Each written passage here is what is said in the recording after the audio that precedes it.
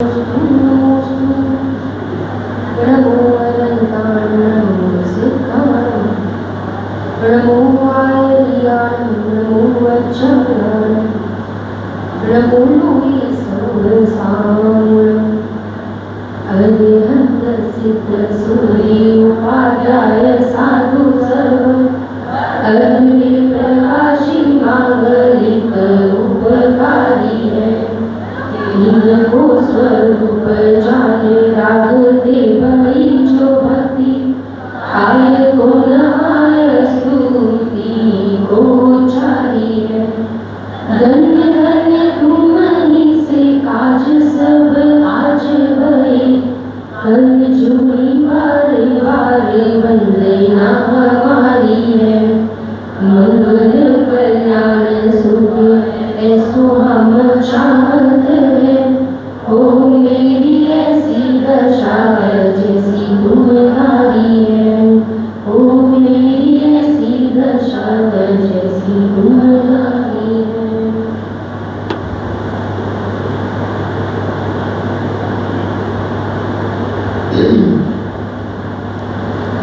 देखिए शिविर के 3 दिन है ना, तो हम सुबह और दोपहर में तो चर्चा करेंगे समय सारी और शाम को हम 3 दिन की अलग अलग छोटे छोटे जिनागम के विषय के ऊपर चर्चा करेंगे। आज का जो विषय है ना वो है समुद्घात। 7 प्रकार के समुद्घात की चर्चा जिनागम में आई है। यहाँ पे सबसे पहले तो जब हम समुद्घात की चर्चा करेंगे ना तो यहाँ आकार प्रकार, आत्मा के आकार प्रकार की चर्चा आएगी। ठीक है, किसकी चर्चा आएगी है? आत्मा के प्रदेशों के आकार की चर्चा। नेट कनेक्ट नहीं है कि यहाँ पे?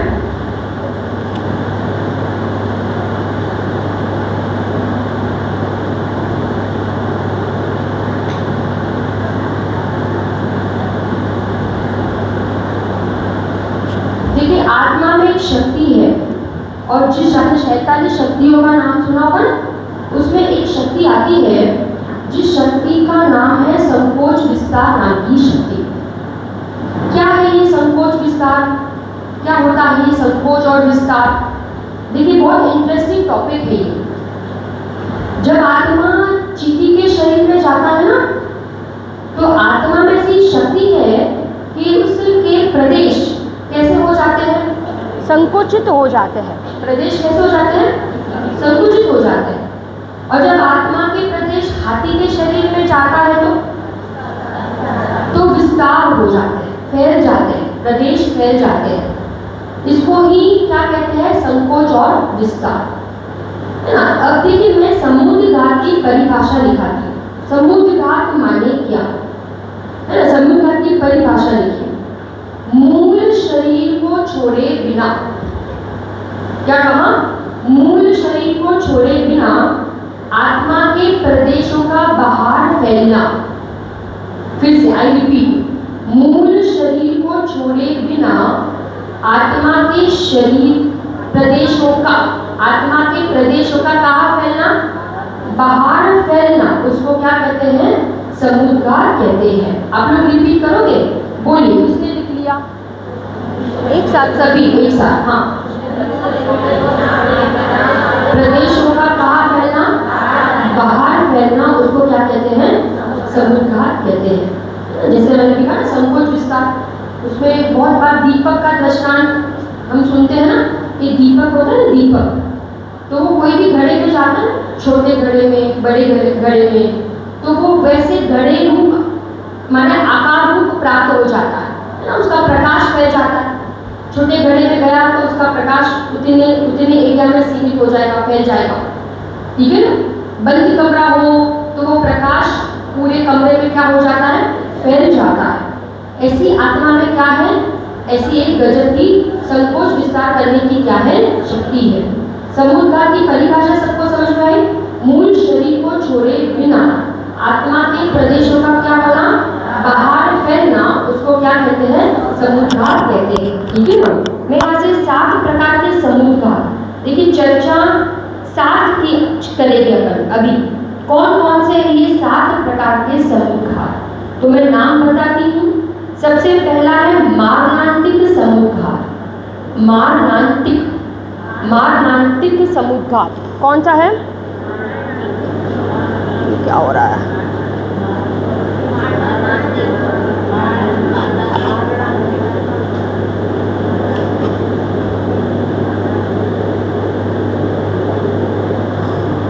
मारणांतिक समुद्घात, मारणांतिक क्या है ये मारणांतिक समुद्घात? ये अपन समझेंगे। पहले आप 7 के नाम लिख लो। मैं पहले 7 के नाम लिखा देती हूँ। सबसे पहला है मारणांतिक समुद्घात, दूसरा है वेदना समुद्घात, वेदना। तीसरा है कषायी समुद्घात। बहुत लोगों ने सुना भी होगा, बहुत लोगों ने नहीं भी सुना होगा। ये बहुत ही इम्पोर्टेंट चर्चा है, क्योंकि देखिए हम अभी आगम से तो समझेंगे, परंतु लास्ट में हम आगम में से अध्यात्म को निकालेंगे। गुरुदेव ने हमें ये कला सिखाई है कि भाई व्यवहार की बात करके भी उसमें से क्या निकालना? निश्चय को निकालो, अध्यात्म को निकालो।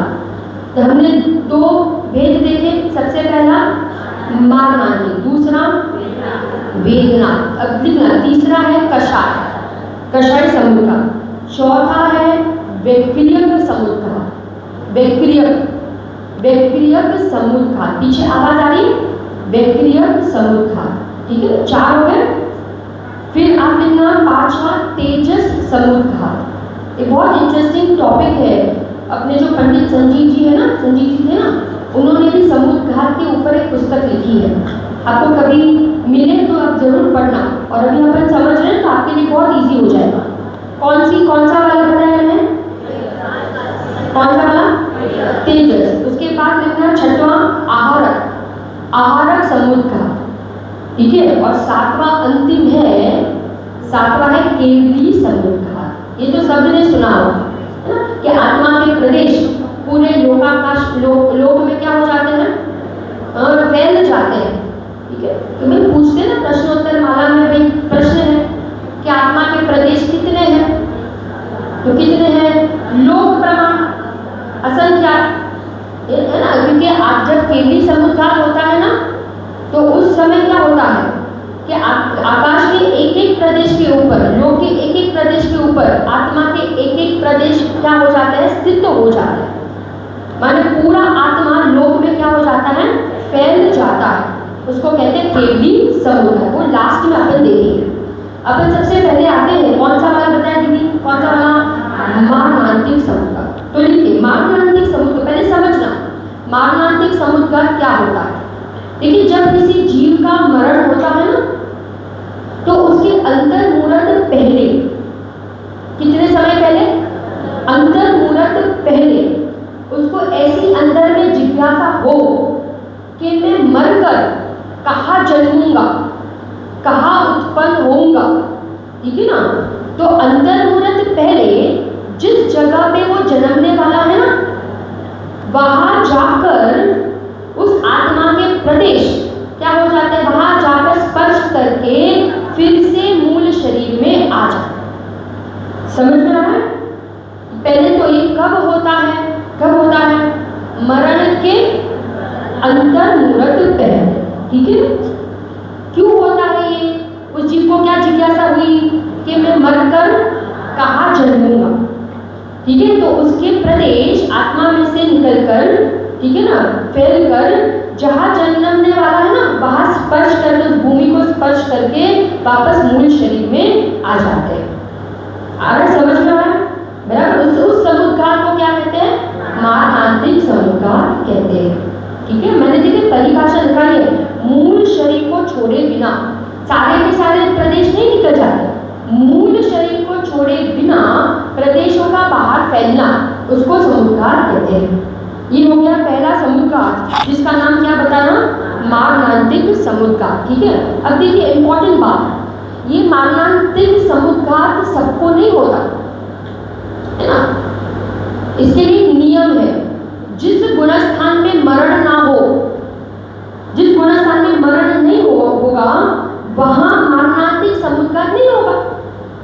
आ रहा है, क्योंकि मरण के अंतर्मूलक पहले होगा ना। तो ऐसे कोई गुणस्थान है क्या कि जहां मरण नहीं होता? सबसे पहले तो आप लोग बताओ कि गुणस्थान कितने होते हैं? पक्का 14 है ना। तो उसमें ऐसे कोई गुणस्थान है क्या कि जिसमें मरण नहीं होता हो? तो है ना। देखिए एक तीसरा गुणस्थान है, ठीक है, जिसमें मरण नहीं होता, ठीक है ना। तो मारणार्थी समुद्घात भी नहीं होगा। अच्छा और कोई है क्या? और कोई गुणस्थान है ना। देखिए शपक श्रेणी के जो 4 गुणस्थान है ना, शपक श्रेणी में मरण नहीं होता। तो कौन से गुणस्थान है शपक श्रेणी के? 8वां, 9वां, 10वां और 12। ठीक है, इन 4 गुणस्थानों में मारणांतिक समुद्घात नहीं। अच्छा और कोई है क्या? तो और एक है, और एक जगह है जहां मरण नहीं होता। तो कहां? उपशम श्रेणी के 8वें गुणस्थान का पहला समय। फिर से उपशम श्रेणी के 8वें गुणस्थान का पहला समय जहां मरण नहीं होता। ठीक है, 3 समझ में आए? कौन कौन से बताओगे आप लोग? तीसरा शपक श्रेणी के 4 गुणस्थान और उपशम श्रेणी के 8वें गुणस्थान का पहला। इनमें मरण नहीं होता, इसलिए मारणांतिक समुद्घात नहीं। क्लियर? समझ में आया? सबको समझ में आया? एक बार बोलो कि कौन से गुणस्थान में नहीं होता मरण? तीसरे में, 8वें में, शपक श्रेणी का 8वां, 9वां, 10वां, 12वां, बराबर, और उपशम श्रेणी का 8वां का पहला। क्लियर? एकदम क्लियर, इजी, समझ में आ गया? बराबर। पीछे वाले सबको तो ये पहला समुद्घात हुआ। चलिए आते हैं, आगे बढ़ते हैं अपन। हाँ बोलिए, किसी को शपक श्रेणी के 4 गुणस्थान रिपीट करूं मैं? 8वां, 9वां, 10वां और 12। दीपिका लिखा है 8वां, 9वां, 10वां और 12, है ना। बराबर, आपने लिखा आंटी? बराबर। अब आगे बढ़ते हैं, चलिए आगे जाते हैं। सेकंड समुद्घात, जिसका नाम क्या है? वेदना समुद्घात। क्या होता है ये वेदना समुद्घात? देखिए तीव्र वेदना होती है ना, जब शरीर में तीव्र वेदना, तब ये वेदना समुद्घात होता है। क्लियर? अब ये क्या होता है? वेदना समुद्घात के समय क्या होता है? तो वेदना समुद्घात के समय ये आत्मा के प्रदेश, है ना, कोई औषधि या जड़ी बूटी को स्पर्श करके फिर से मूल शरीर में आत्मा के प्रदेश आ जाते हैं। किसको स्पर्श कर लेते हैं? वो आत्मा के प्रदेश किसको स्पर्श करता है? औषधि या कोई जड़ी बूटी हो ना, उसको स्पर्श करके वापस मूल शरीर में प्रदेश आ जाते हैं। उसको कहते हैं वेदना समुद्घात। ये कब होता है? तीव्र वेदना हो ना शरीर में। देखिए हम बहुत बार सुनते हैं ना कि भाई किसी को भाई 4th स्टेज का कैंसर हो गया था और एकदम से ठीक हो गया, तो ये क्या हुआ? तो कहते हैं वेदना समुद्घात। क्या किया वो आत्मा ने? क्या हुआ उसमें? तो कहते हैं वो आत्मा के प्रदेश किसको स्पर्श करके आ गया? हाँ, औषधि को, दवाई को स्पर्श करके आया और वो क्या हो गया? वेदना समाप्त हो गई, मूल शरीर में वो आत्मा के प्रदेश वापस आ गए। इस समुद्घात को कहते हैं वेदना समुद्घात। देखिए हर समुद्घात, जितने भी समुद्घात है ना 7, उसमें से पहले 6 समुद्घात का काल बताया है अंतर्मूलक। खाली वो जो अंतिम वाला समुद्घात है ना, केवली समुद्घात, उसका काल बताया है 8 समय। अभी हम देखेंगे 8 समय कैसे, जब अपन लास्ट समुद्घात पर पहुंचेंगे। पहले 6 समुद्घात का काल कितना बताया आंटी? बताओगे कितना? 6 का अंतर्मूलक, 6 समुद्घात का अंतर्मूलक। चलिए आगे बढ़ते हैं, हम तीसरे समुद्घात पर जाते हैं और तीसरे समुद्घात का नाम है कषाय समुद्घात। अब आपको क्या होता है कषाय समुद्घात? तो देखिए जब तीव्र कषाय होता है ना, तीव्र क्रोध के भाव, तीव्र कषाय के भाव, तब ये समुद्घात होता है। तब वापस मूल शरीर में से आत्मा के प्रदेश क्या होते हैं? बाहर फैलते हैं, ठीक है, और फिर से क्या होता है? अंतर्मूलक में ही वो मूल शरीर में आ जाते हैं, ठीक है ना। ये कषाय का नाम क्या बताया? ये समुद्घात का नाम क्या बताया? कषाय समुद्घात। देखा पता आपको भावनिकी मुनिराज, किसी मुनिराज को तीव्र कषाय आ जाए ना, तीव्र क्रोध के परिणाम आ जाए ना, तो उनका गुणस्थान गिर जाता है, क्योंकि हमारे भावनिकी मुनिराज को ऐसी तीव्र कषाय नहीं आती, और कदाचित आ जाए तो गुणस्थान गिर जाता है। कोई मुनिराज का दृष्टांत याद आता है? दीपायन मुनिराज, है ना? कषाय समुद्घात फिर से बोली है ना, तीव्र कषाय के काल में, तीव्र क्रोध के काल में, नहीं तीव्र कषाय, हाँ तीव्र मान, क्रोध, माया और लोभ, ये तो मैंने खाली एक एग्जाम्पल दिया, परंतु तीव्र कषाय में चारों कषाय ले लेना, क्रोध, मान, माया, लोभ। ठीक है, जब आत्मा के प्रदेश बाहर फैलते हैं और फिर से अंतर्मुहूर्त में आत्मा के प्रदेश मूल शरीर में आ जाते हैं, उस समुद्घात को क्या कहते हैं? कषाय समुद्घात कहते हैं। ठीक है, आते हैं चौथे नंबर के समुद्घात के ऊपर। उसका नाम क्या है? हाँ, वैक्रियक समुद्घात, वैक्रियक समुद्घात। देखिए एक आता है विक्रिया रुद्धि, विक्रिया रुद्धि है ना, सुना है आपने? ये विक्रिया रुद्धि होती है देवों, ठीक है ना, अपन आपने सुना होगा कि देवों के पास ऐसी रुद्धि होती है कि बड़ा शरीर बना दे, हल्का शरीर बना दे, छोटा शरीर बना दे, है ना? आ रहा समझ में? आज हम सुबह आ रही थी ना रुद्धियों की चर्चा, 64 रिद्धि विधान अपन ने किया, तो ऐसी रिद्धि देवों के पास होती है, ठीक है। परंतु यहाँ जो बात है ना, ये वैक्रियक शरीर की बात है। क्या होता है ये वैक्रियक समुद्घात? क्या होता है? देखिए वैक्रियक समुद्घात के पहले दो भेद कर दो, दो भेद, पृथक विक्रिया और अपृथक विक्रिया।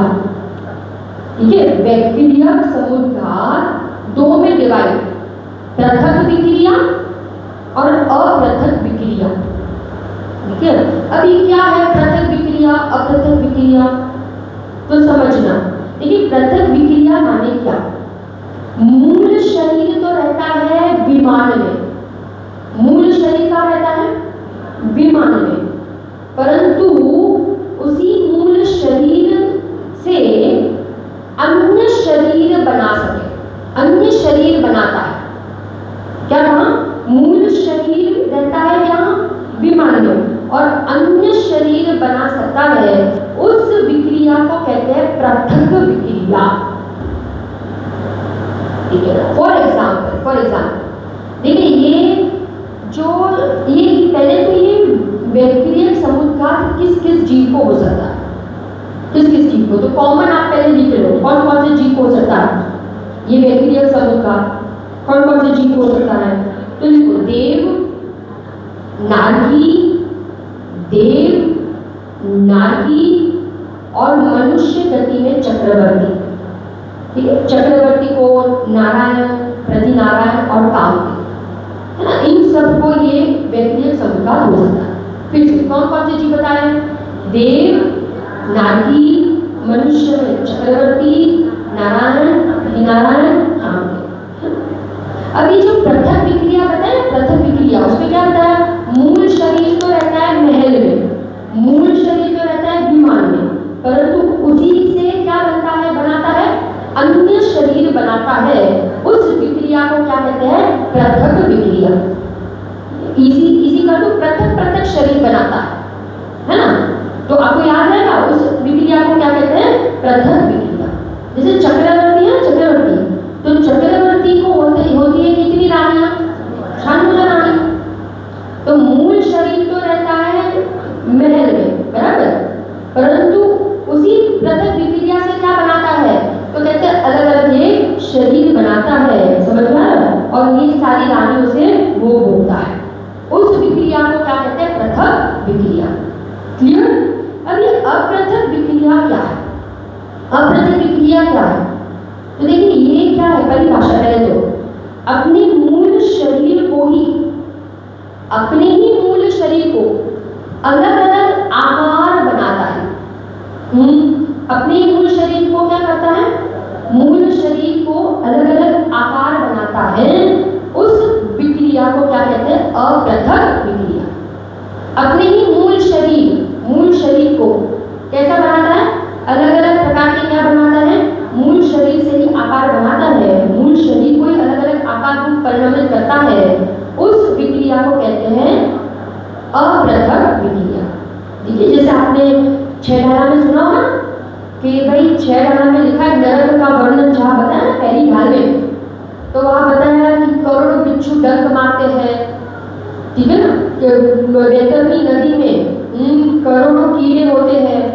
तो मुझे आप बताना नरक में तीव्र गति के जीव है क्या? बिच्छू है क्या? वहाँ पे कीड़े है क्या? तो फिर वो क्या है? तो ये सब नारकियों ने अपने शरीर को किस रूप बना दिया है? बिच्छू रूप, कीड़े रूप, ठीक है ना, तलवार रूप, अस्त्र शस्त्र आदि रूप बनाते हैं। तो इस विक्रिया को क्या कहते हैं? अपृथक विक्रिया। ख्याल है, मूल शरीर को ही अलग अलग आकार रूप बनाता है, उस विक्रिया को अपृथक विक्रिया कहते हैं। ठीक है ना, आगे बढ़ते हैं। चलिए, इसके बाद कौन सा आता है? जैसे और एक दृष्टांत याद आ रहा है, समोषण की रचना होती है ना, समोषण की रचना कौन करता है? समोषण की रचना कुबेर करता है ना, सौदागर में इंद्र की आज्ञा से। तो आपको पता है समोषण है ना, वो क्या है? ये कुबेर का ही शरीर है। क्या कहा? कुबेर का ही शरीर है। और इस विक्रिया को कौन सी विक्रिया कहेंगे? आप बताओगे कौन सी विक्रिया? पृथक या अपृथक? अपृथक, क्योंकि मूल शरीर ही किस रूप हो गया? समोषण रूप हो गया। ठीक है, इसको कहते हैं अपृथक विक्रिया। क्लियर? हाँ,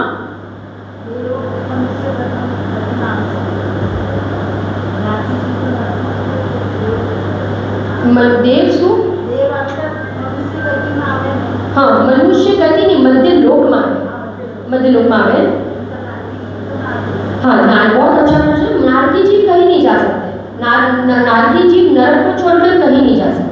परंतु जो देवगति के जीव है ना, वो पूरे लोक में रहते हैं। वो मध्य लोक में भी रहते हैं, वो अधोलोक में भी रहते हैं, नीचे भी रहते हैं और ऊर्ध्व लोक में भी रहते हैं। क्योंकि 4 प्रकार के देवता है ना, कौन से? व्यंतर, भवरवासी, व्यंतर, ज्योतिषी और वैमानिक। ठीक है ना, तो वो पूरे लोक में रहते हैं। परंतु नारकी जीव तो कहीं कहाँ रहेंगे? अधोलोक में ही रहते हैं। मनुष्य जीव कहाँ रहते हैं? मध्य लोक में ही रहते हैं। परंतु मध्य लोक में भी मात्र 2.5 द्वीप, ओनली 2.5 द्वीप। ठीक है, और ऊपर कौन रहते हैं? ऊपर कौन रहते हैं? वैमानिक स्वर्ग के देव रहते हैं। क्लियर? अब आगे बढ़ते हैं। इसके बाद आता है तेजस समुद्घा। हाँ मीना, प्रश्न।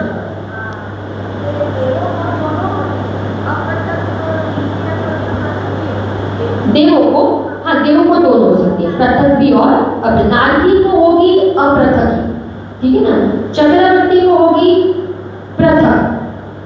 अन्य शरीर पृथक शरीर बनाता है। क्लियर? समझ में आ रहा है ना? अब आगे बढ़ते हैं। तेजस समुद्घा। क्या होता है ये तेजस समुद्घा? देखिए, इसमें भी 2 भेद है। पहले तो एक नियम लिख लो। तेजस समुद्घा किसको होगा?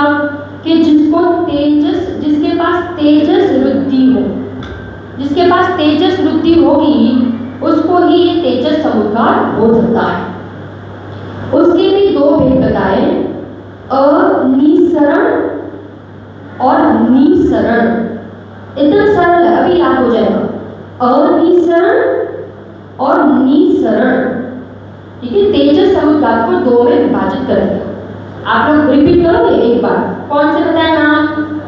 आप क्लियर करें, बताइए। अनिसरण और निसरण। बहुत बढ़िया, अनिसरण और निसरण। ठीक है, अभी अनिसरण क्या है तो लिखना।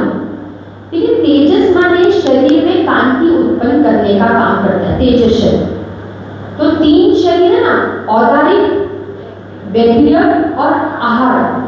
इन 3 शरीर में जो कांति उत्पन्न करावे उसे कहते हैं अनिसरण तेजस समुद्घा। क्या कहा? जो 3 शरीर में क्या करे? कांति उत्पन्न करे। ठीक है ना, तेज, वो क्या, कौन सा समुद्घा है? अनिसरण तेजस समुद्घा। अब दूसरा बताया कौन सा? निसरण। अब निसरण क्या है?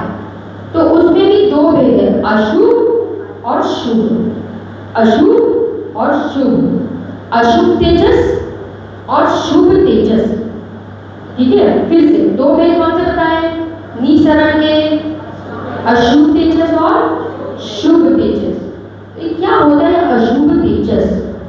तो सुनना, अशुभ तेजस एक तो क्रोध के कारण होता है। पहली बात, किसके कारण? क्रोध के कारण, बराबर। अब कोई भावलिंगी मुनिराज हो, ठीक है, और किसी व्यक्ति या जगह के ऊपर तीव्र क्रोध आया, तो उनके बाएं कंधे से, कौन से कंधे से? बाएं कंधे से, सुनना बराबर, सिंदूर के रंग का, कौन से रंग का? सिंदूर के रंग का, बिलाव के आकार का, किसके आकार का? बिलाव के आकार का क्या निकलेगा? अंतर मूरत के लिए, बराबर, वो क्या निकलता है? शरीर, पुतला निकलता है, शरीर निकलता है, बराबर। और जिस व्यक्ति के ऊपर क्रोध है, जिस जगह के ऊपर क्रोध आया ना, उस व्यक्ति या जगह को क्या कर देते हैं? भस्म कर देते हैं, ठीक है। और वो व्यक्ति और जगह तो भस्म हो जाती है, परंतु स्वयं का शरीर भी क्या हो जाता है? भस्म हो जाता है। उस समुद्घात को कहते हैं अशुभ तेजस समुद्घात, ठीक है। फिर से सारे पॉइंट्स फिर से बता दूं। पहले तो किसके कारण से निकलता है? क्रोध के कारण से, ठीक है। कौन से रंग का होता है? सिंदूर के रंग का होता है। कहां से निकलता है? बाएं कंधे से निकलता है। कितने समय के लिए निकलता है? अंतर मूरत के लिए निकलता है, ठीक है। वो शरीर क्या करता है? निकल कर क्या करता है? जिस व्यक्ति या जगह पर क्रोध आया है उसको क्या कर देता है? भस्म कर देता है। और स्वयं का शरीर भी क्या हो जाता है? भस्म हो जाता है। उस समुद्घात को क्या कहते हैं? अशुभ तेजस, ठीक है। आ जाते हैं अपन शुभ तेजस समुद्घात पर। हाँ बोलिए। देखिए, कषाय में नष्ट नहीं होता है, ठीक है, परंतु बाहर निकलते वो कषाय शांत हो जाता है। और ये अशुभ तेजस में तो वो व्यक्ति और जगह क्या हो जाता है? नष्ट हो जाता है, ये अंतर हो जाएगा, बराबर।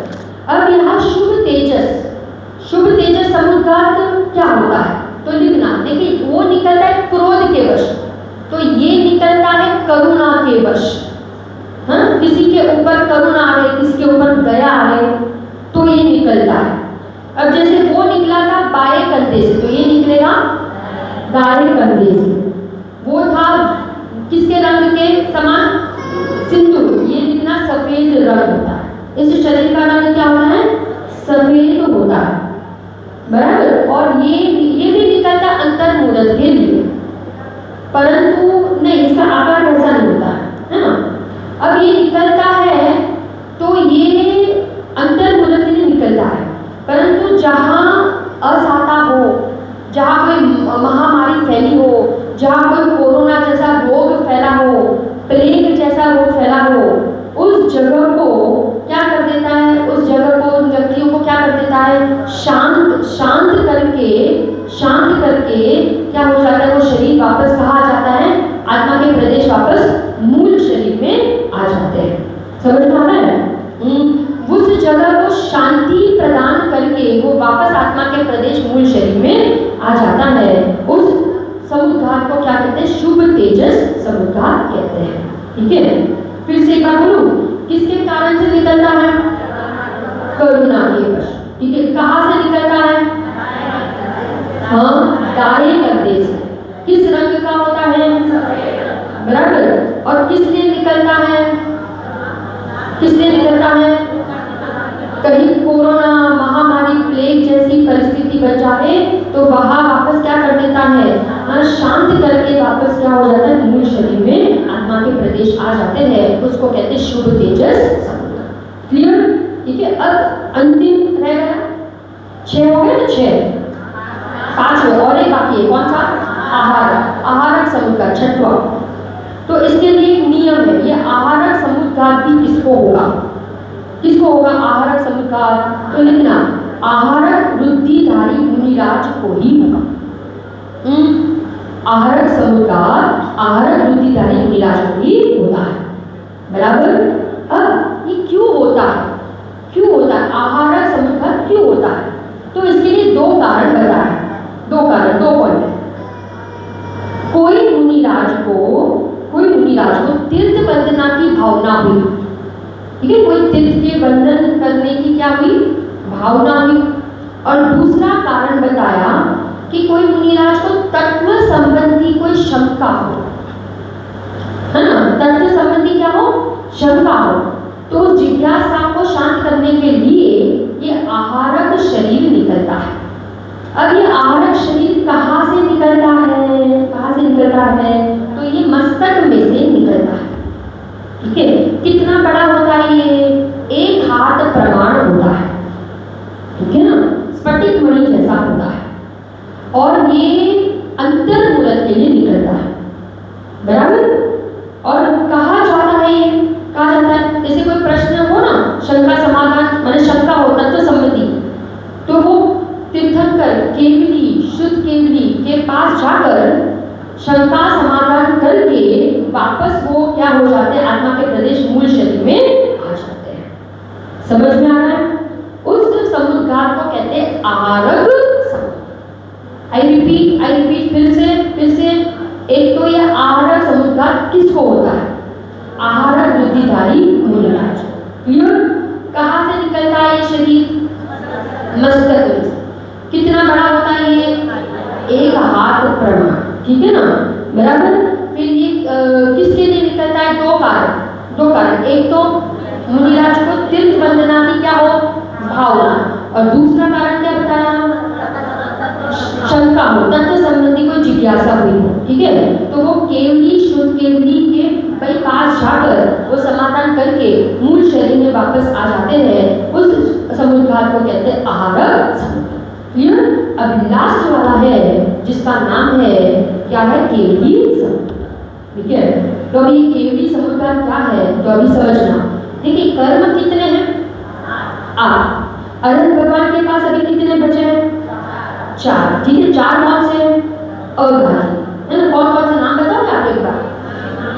हाँ, वेदनीय, आयु, नाम और गोत्र, ठीक है ना। अब देखिए आयु कर्म की स्थिति कम है, आयु कर्म की स्थिति कम है, और बाकी के 3 कर्मों की स्थिति क्या है? ज्यादा है। तो बाकी के 3 को आयु प्रमाण करने के लिए केवली भगवान क्या करते हैं? केवली समुद्गार करते हैं, ठीक है। 3 को किसके प्रमाण, किसके समान बनाने के लिए? आयु के समान, बराबर। 3 की स्थिति क्या है? ज्यादा। आयु कर्म की स्थिति क्या है?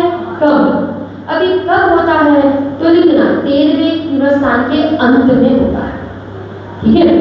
अभी कितने समय के लिए होता है? तो ये होता है 8 समय के लिए। कितने समय के लिए? फिर से बोलूं, केवली समुद्गार फिर से 13वें कीर्वस्थान के अंत में होता है, ठीक है। और क्या बताया मैंने? 8 समय के लिए होता है, ठीक है। फिर किसके लिए होता है? ये 8 समय के लिए होता है और 13वें के अंत में होता है।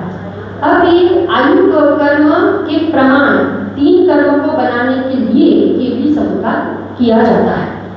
अब जो ना ये 8 समय है ना, तो 8 चीजें होती है इसमें। 8 समय में क्या होता है? 8 चीजें क्या क्या? 8 स्टेप्स बता रहे।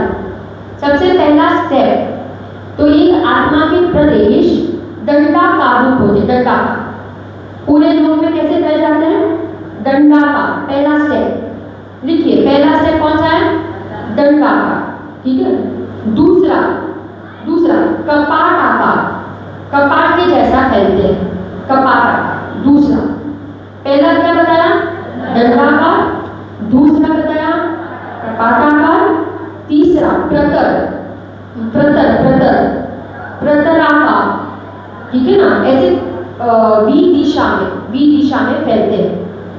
पहले ऐसे दंडाकार रूप हुए, फिर कपाटाकार, फिर वी दिशा में फैलते हैं, उसको क्या कहते हैं? प्रतराकार। और चौथे समय में पूरे लोक में फैल जाते हैं। पूरे लोक में कौन से समय में? पूरे लोक में, उसको कहते हैं लोक पूरण। पूरे लोक में क्या हो जाते हैं, केवली भगवान की आत्मा के प्रदेश किए जाते हैं। ठीक है, अब देखिए 5वें 6वें 7वें में वापस रिपीट, उल्टा जाओ। 5वें में क्या हो गया, फिर से प्रतर, 6वें में होगा कपाट, बराबर, 7वें में होगा दंड, और 8वें में होगा मूल शरीर में वापस आना। ठीक है, 8 समय में 8 स्टेप। कौन बोलेगा 8 समय में 8 स्टेप? हाँ बोलिए, ये बेबी बोलेगी? हाँ बोलिए, देखिए बताओ, कोई बात नहीं। दंडाकार, दूसरे समय में कपाटाकार, हाँ, तीसरे में प्रतराकार, हाँ, चौथे में लोकपूरण, पांचवे में फिर से प्रतराकार, छठे में कपाटाकार, हाँ, सातवें में दंडाकार, हाँ, आठवें में मूल शरीर में वापस आ जाना। ठीक है ना, इसको क्या कहते हैं, इसको कहते हैं केवली समुद्घात। माने 8 समय का समय है, 8 समय में पूरे क्या हो जाते हैं कि वापस मूल शरीर में वो आत्मा के प्रदेश आ जाते हैं। ठीक है, अब जल्दी से अंतिम, ये जो 7 समुद्घात बताया ना, उसके मैं आपको गुणस्थान दिखा देती हूँ। ये समुद्घात कौन कौन से गुणस्थान में होते हैं। तो देखिए, सबसे पहला मारणांतिक समुद्घात, ये कहाँ होता है, ये कौन से गुणस्थान में होता है? तो देखिए, ये 1 से 11 गुणस्थान में कहीं पर भी हो सकता है।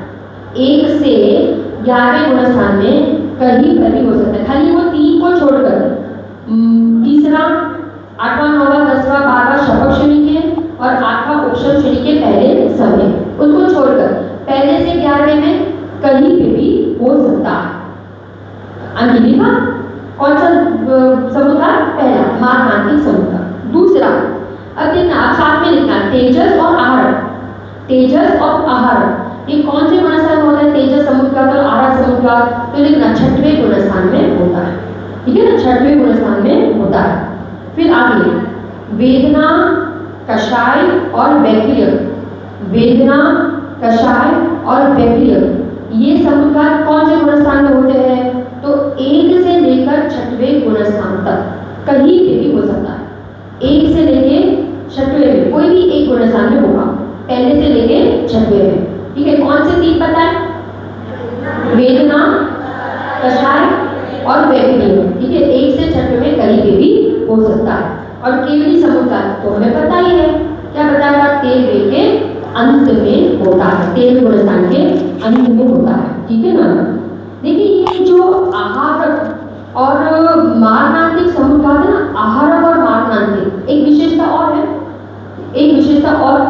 आहारक और मारणांतिक समुद्घात में आत्मा के प्रदेश एक ही दिशा में जाएंगे। क्या कहा?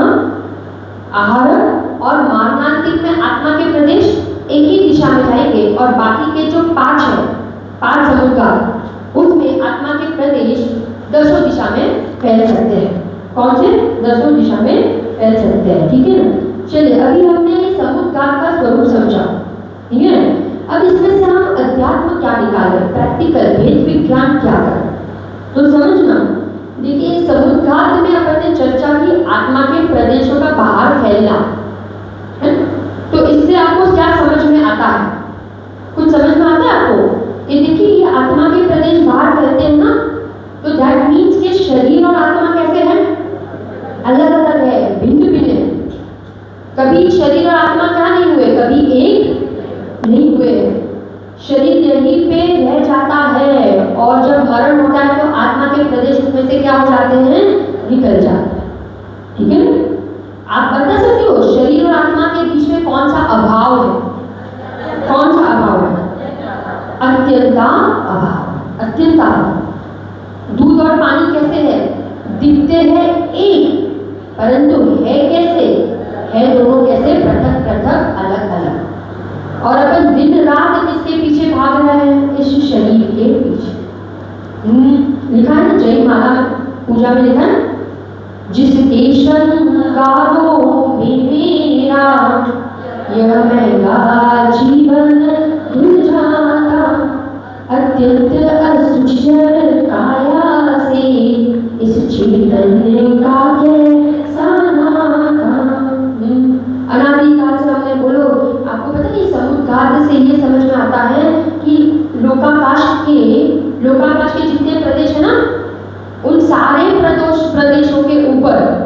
क्या किया है? अनंत बार क्या किया?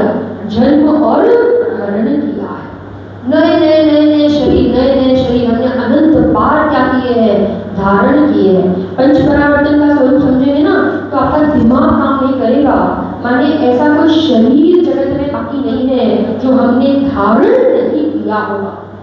सबसे पहला परावर्तन द्रव्य परावर्तन, सुंदर में सुंदर शरीर भी हमने अनंत बार धारण किया और कुरूप में कुरूप शरीर भी हमने अनंत बार धारण किया। इसलिए वापस ये वाक्य बोलती हूँ, गुरुदेव बारंबार कहते हैं शरीर मुझे छोड़े उसके पहले मैं शरीर को शरीर को छोड़ के जाने ही वाला है।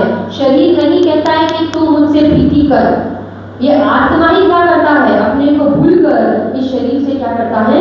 प्रीति करता है। मैं 2 लाइन पंडित राजेंद्र जी ने जो भजन लिखा उसको गा कर पूरा करती है। ओ चितले देह के संज्ञा जीना, देह के बल से क्या जीना। ओ चितले आत्म के बल से ही जीना, ज्ञान के बल से ही जीना। ऐसे हम सभी जी आत्मा के बल से, ज्ञान के बल से अपना जीवन जिए, इसी मंगल भावना के साथ